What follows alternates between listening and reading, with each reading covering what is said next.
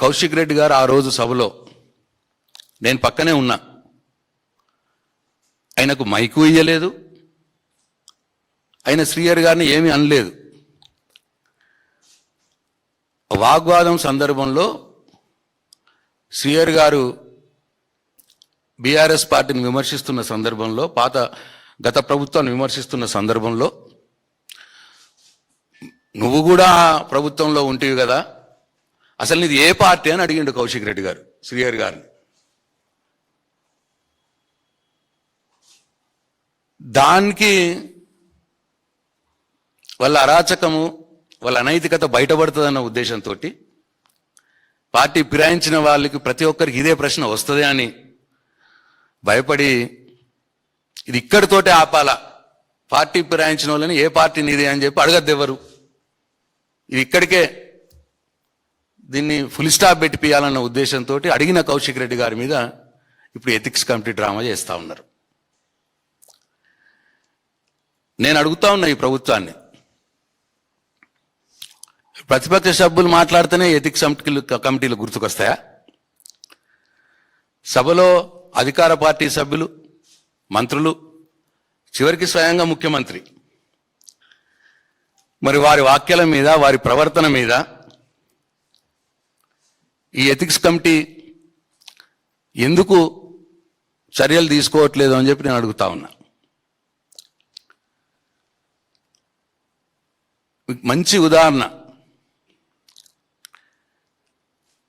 దానం నాగేందర్ గారు నిండు శాసనసభలో ఏమన్నారో ఒకసారి చూడండి. చూసుకోబోయి బయట కూడా తిరగని కొడుకా మేమని ఏమనుకుంటున్నారా మీరు?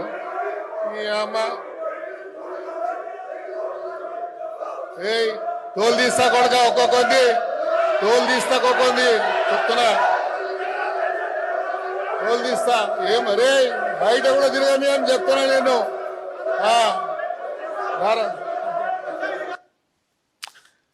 దానం నాగేందర్ గారు ఒక రౌడీలా బీఆర్ఎస్ సభ్యులను బెదిరిస్తే మరి అది ఏంది? కాంగ్రెస్ ఎథిక్స్ అది?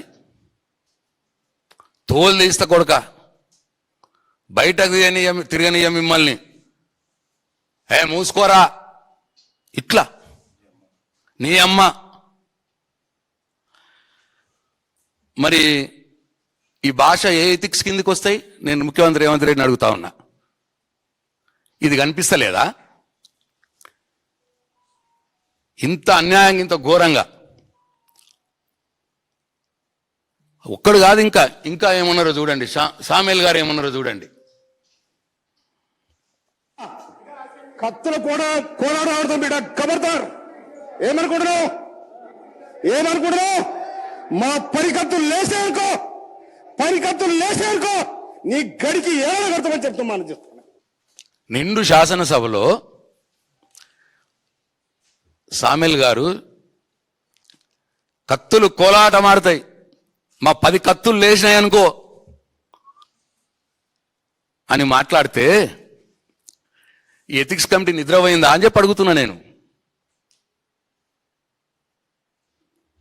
ఎథిక్స్ కమిటీ నోరు మూగపోయిందా అని అడుగుతున్నా నేను.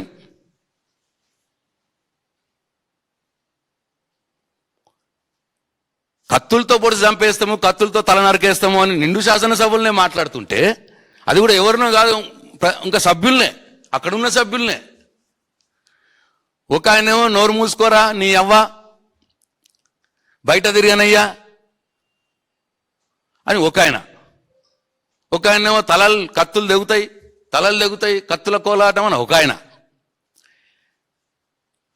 ఇంకా చూడండి, శంకర్ గారు, పొంగులేటి గారు ఏదో మాట్లాడుతుంటే శంకర్ గారు వెనకాల నుండి ఏమంటున్నాడు చూడండి. అగో ఆ రౌండ్ చేసి చూడండి. అగో అది ఏందండి? అది కనిపించలేదా ఎథిక్స్ కమిటీ వాళ్ళకి? కళ్ళు ఎడబెట్టుకున్నారు ఎథిక్స్ కమిటీ వాళ్ళు. ఇంకా చూడండి, గౌరవనీయులు మంత్రి గారు పొన్నం ప్రభాకర్ గారు, ఏంటండి పొన్నం ప్రభాకర్ గారు, అదేం సైగనండి అది?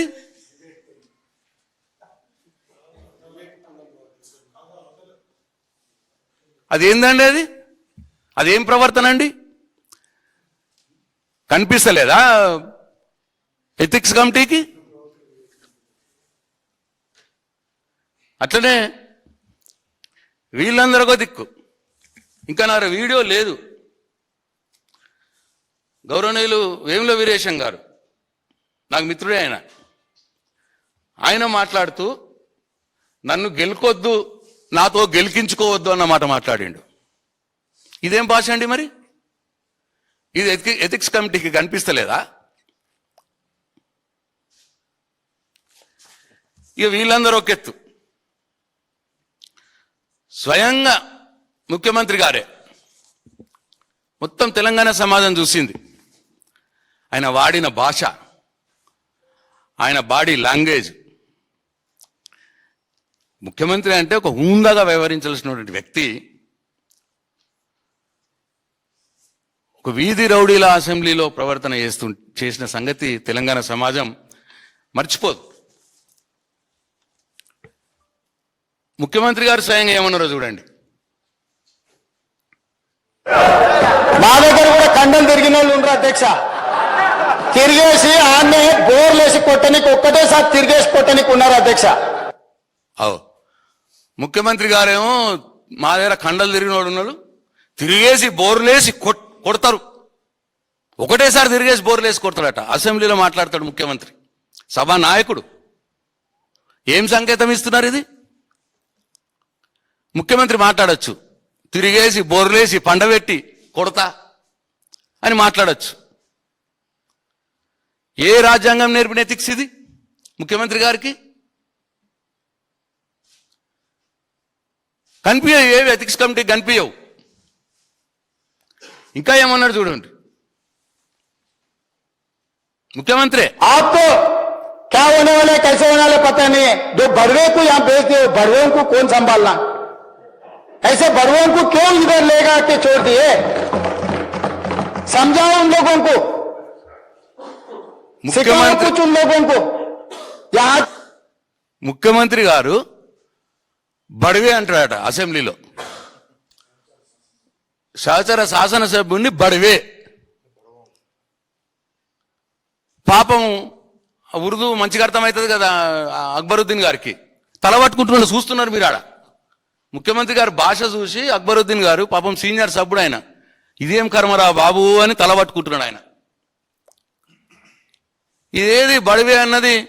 సహచర శాసనసభ్యుని ముఖ్యమంత్రి బడివే అన్నది, అక్బర్ గారు తల పట్టుకున్నది, ఏం కనిపించలేదా అండి ఎథిక్స్ కమిటీ సభ్యులకి, ఎథిక్స్ కమిటీకి? ఇంకా ఏమన్నాడు చూడు. ముసుగేసుకొని వస్తే ముసుగు ఊడవికి బట్టలు గుడ్డలు ఊడదీసి కొడతా అని చెప్తున్నా నేను. తమాషా చేయొద్దు. ముఖ్యమంత్రిగా ఉండి జర్నలిస్టులు నట ఆ మాట అన్నది ఎవరినన్నా తప్పే. ముసుగు తీసి గుడ్డలు తీసి కొడతా అట. ముఖ్యమంత్రిగా అసెంబ్లీలో ఒక మహిళా జర్నలిస్ట్ అని పట్టుకొని ఎవరినన్నా తప్పే, గుడ్డలు ఊడదీసి కొడతా అని ముఖ్యమంత్రి గారు అనొచ్చా? ముసుగు తీసి గుడ్డలు ఊడదీసి కొడతా, ఇదెక్కడ మరి ఎథిక్స్?